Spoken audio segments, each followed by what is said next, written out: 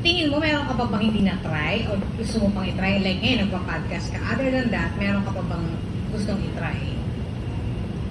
Meron siguro mga roles na gusto ko pang gampanan na hindi ko pa nagagawa. Like? Yung very challenging.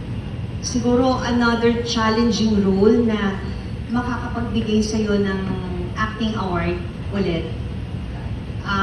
Kahit isang beses. Isang project lang na matindi, tapos makabigay ulit ng acting award. Kasi parang ano yan parang nag-aaral ka Gusto mo may honor student ka, di ba? So, andito ka pa sa industry, so kailangan, hindi porket matagal ka na sa industry, parang you know it all.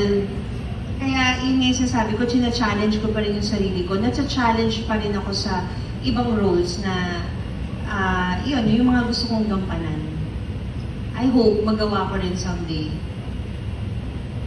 Okay, thanks. Next question.